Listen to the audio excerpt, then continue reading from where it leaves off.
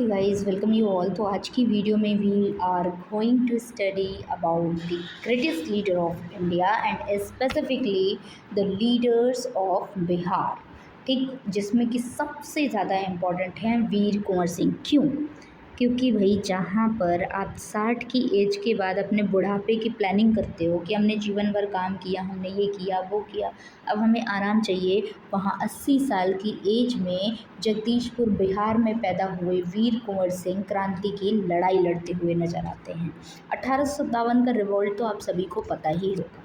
1857 में आपको पता ही था कि मेरठ से आपकी क्रांति शुरू होती है और उसके बाद अंग्रेज़ों के लिए क्या मतलब किसान, क्या स्टूडेंट, क्या टीचर, क्या ज़मींदार, उनके लिए सब गुलाम। सब, उनको एक कॉलोनी बनानी थी, उनको एक अगला ब्रिटेन बनाना था यहाँ पर। तो उनके लिए तो सब वैसे ही थे, सब उनके गुलाम ही थे।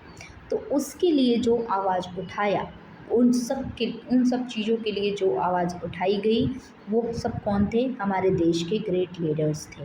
It could be your Subhash Chandra Bose, could be Bhagat Singh, और भी बहुत सारे एग्जाम्पल हैं हमारे पास, राइट। तो बहुत सारे रिवोल्ट हुए जिसके बाद आज अपने देश को आप आज़ाद देख पा रहे हो।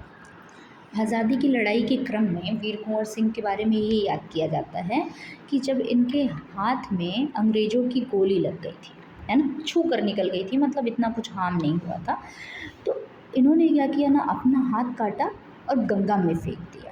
उन्होंने कहा कि इसकी अंग्रेज़ों की गोली तक के छू जाने से मेरा हाथ जो होता है वो मैला हो जाता है, अशुद्ध हो जाता है, अपवित्र हो जाता है, ऐसे हाथ का मैं क्या करूँगा। उन्होंने गंगा में डाल दिया। नाउ यू कैन इमेजिन कि क्या गट्स थी उस टाइम के लोगों में, कैसे लीडर्स रहे होंगे वो, जो अपने से पहले अपने देश के बारे में सोचते थे। वीर कुंवर सिंह जो थे, ये कौन थे? ज़मींदार थे। कहाँ के? जगदीशपुर के। ऑब्वियसली इनका जन्म जगदीशपुर में हुआ है और ये ज़मींदार भी कहाँ के थे? जगदीशपुर के थे, ठीक है। और 1858 में इनकी मृत्यु हो गई है, राइट। चलो, moving to the next is Swami Sahajanand Saraswati. अब जो स्वामी सहजानंद सरस्वती थे, इनका जन्म आज के गाज़ीपुर यूपी में हुआ था। गाज़ीपुर यूपी ज़्यादा दूर नहीं है बिहार से, बिहार का बॉर्डरिंग एरिया ही लगता है, आसपास के एरिया है बिहार के, ठीक है। बस थोड़ा सा क्या है कि यूपी और बिहार इधर इधर हो जाते हैं, ठीक। इनका असली नाम था नौरंग राय, ठीक। अभी हम इनको किस नाम से जानते हैं? स्वामी सहजानंद सरस्वती। अच्छा, अभी पेपर में किस तरीके से इनका नाम पूछा जाएगा, तो ऑब्वियसली ऑप्शन में आपको ज़्यादातर स्वामी सहजानंद सरस्वती का नाम देखने को मिलेगा, ठीक है। ये जो थे, ये किसानों के मसीहा के रूप में जाने जाते हैं, राइट। इन्होंने 1929 में, है ना, 1929 में बिहार प्रोविंशियल किसान सभा की स्थापना करी, ठीक है। उसमें क्या किया? किसानों को संगठित किया। जानते ही हो, जमींदार जो थे वो क्या थे?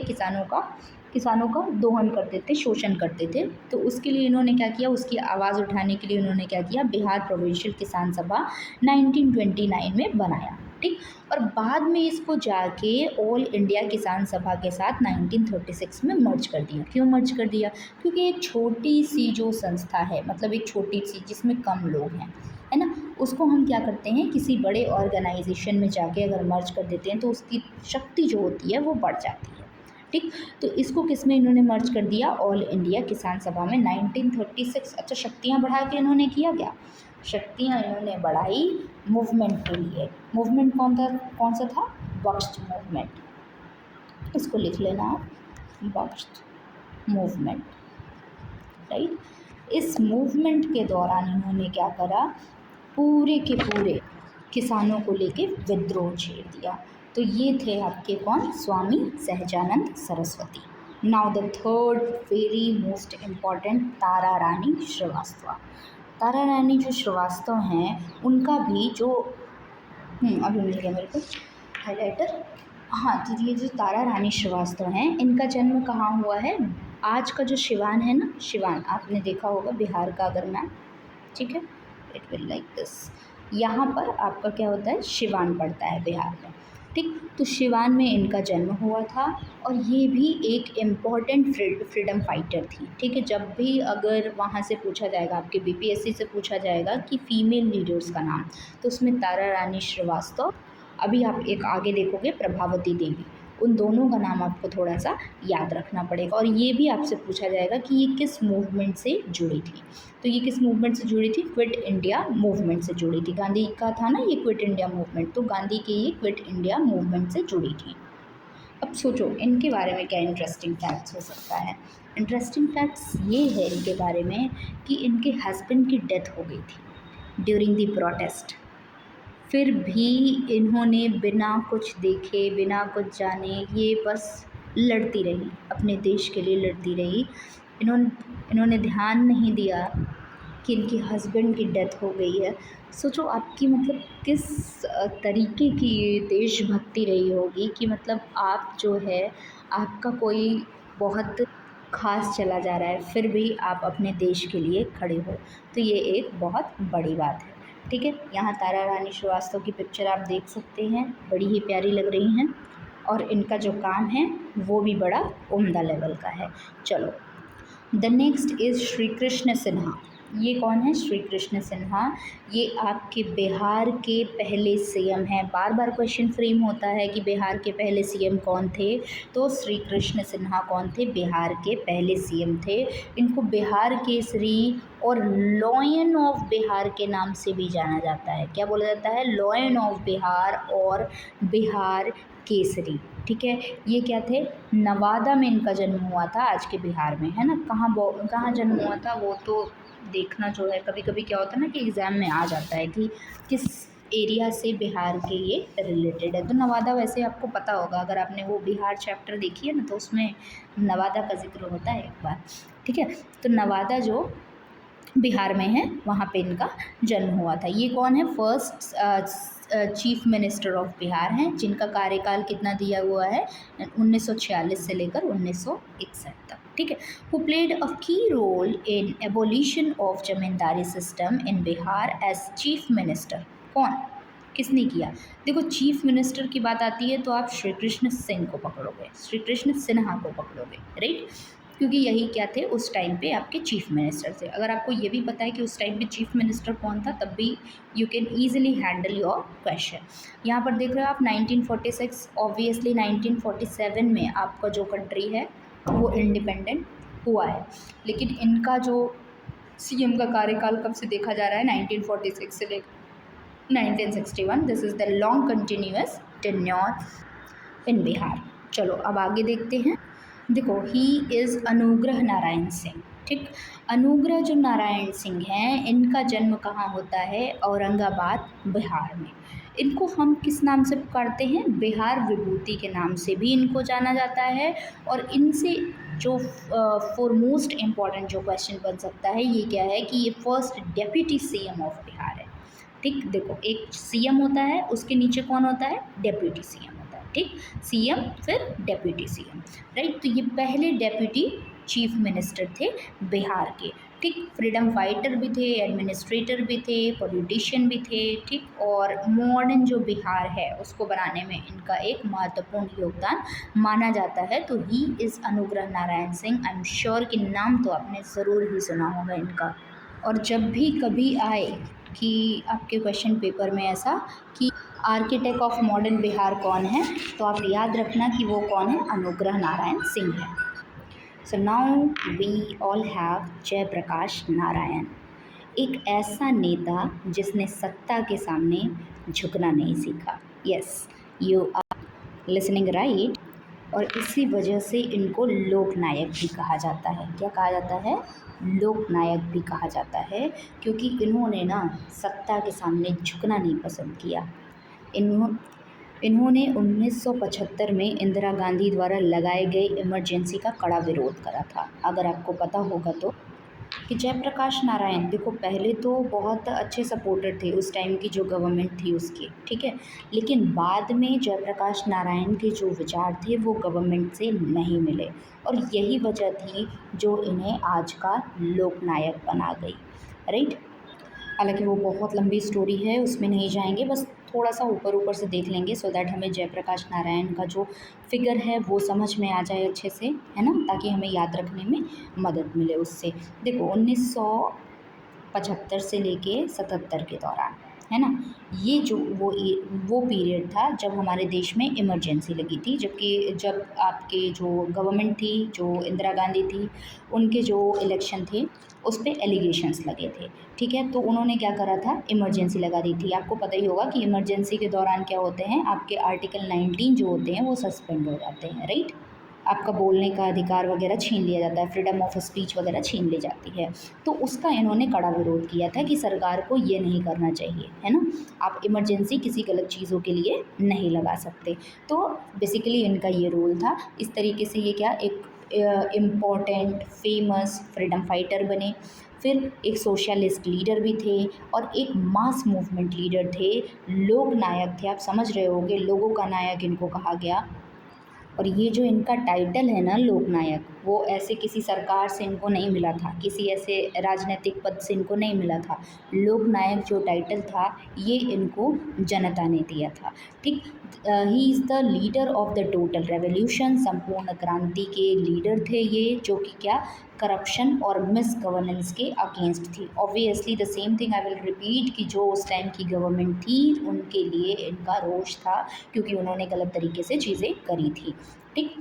His role in freedom struggle, active in Quit India movement, strongly opposed the emergency in India imposed by Indira Gandhi की। इमरजेंसी उन्होंने क्यों लगाई है, एक तो स्पेसिफिक और करेक्ट रीज़न जो है वो जनता को देना चाहिए इमरजेंसी लगाने के पहले। It should not be like कि आप मन बहला दो। साथ ही इन्होंने क्या किया है, ब्रिटिश रूल को भी रजिस्ट करने का काम किया है, राइट। इसलिए बिहार में जयप्रकाश नारायण बहुत ही इम्पॉर्टेंट पर्सनालिटी है।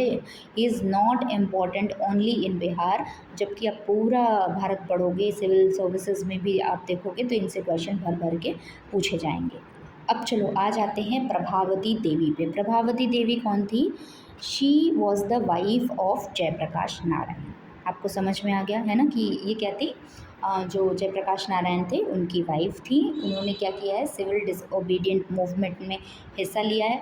हमेशा पूछा जाता है, मतलब मान लो अगर मैच द कॉलम आ गया आपका कि प्रभावती देवी किससे एसोसिएटेड थी, सिविल डिसओबीडियंट मूवमेंट हो सकता है, उसमें नॉन कॉपरेशन हो सकता है, और आपका क्विट इंडिया हो सकता है। तो ये किससे रिलेटेड थी, सिविल डिसओबीडियंस मूवमेंट से रिलेटेड थी। ठीक।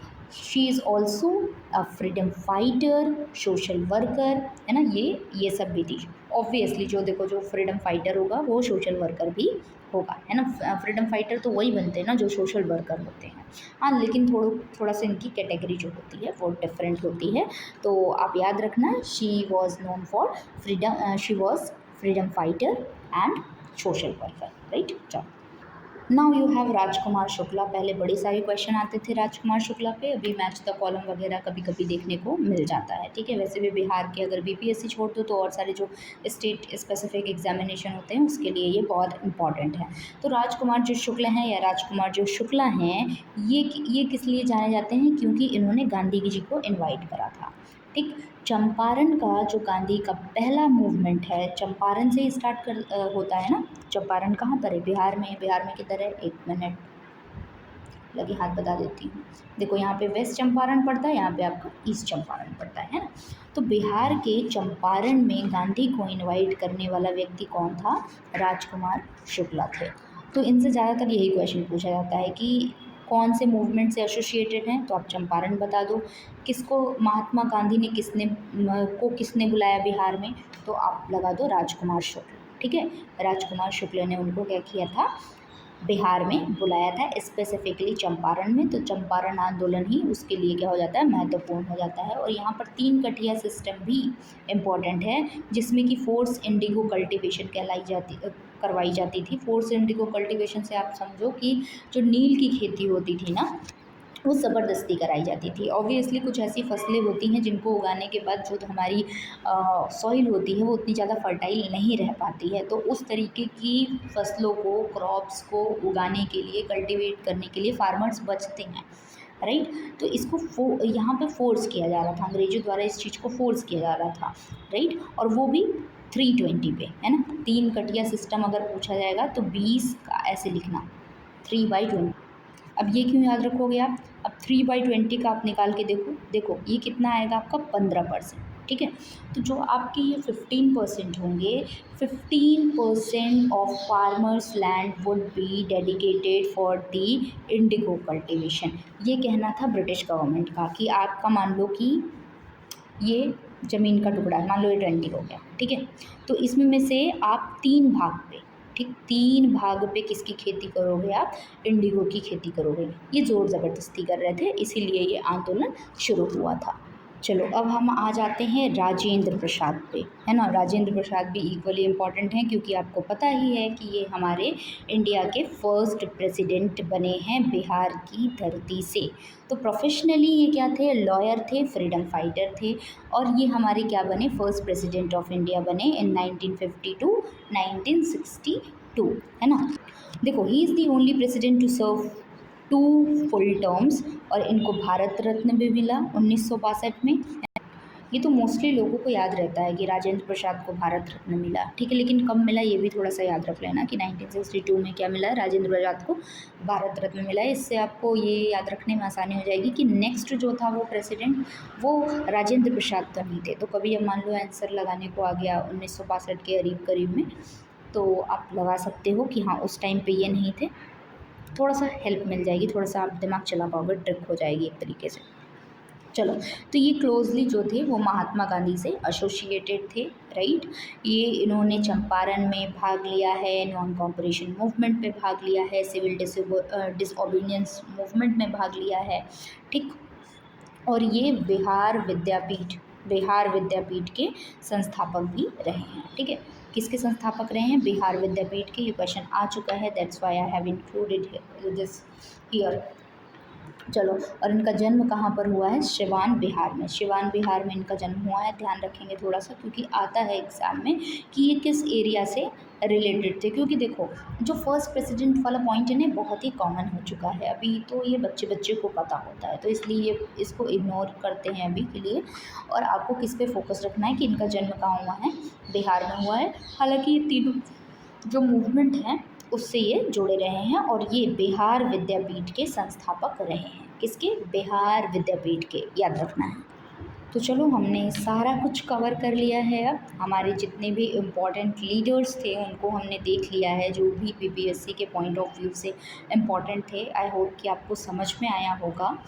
और भी अगर कोई आपको लगता है कि कोई पॉइंट ज़रूरी था और इसमें नहीं हुआ, या फिर ऑलरेडी आई हैव ट्राइड कि सारे इंपॉर्टेंट पॉइंट इसमें कवर हो जाए, फिर भी अगर आपको लगता है किसी में कन्फ्यूज़न है, तो आप इसको क्या कर सकते हो? अपने लेवल पे जाके गूगल कर सकते हो, अच्छे से देख सकते हो, है ना। जहाँ से भी आपको अच्छी नॉलेज मिले वहाँ से आप ले सकते हो, राइट।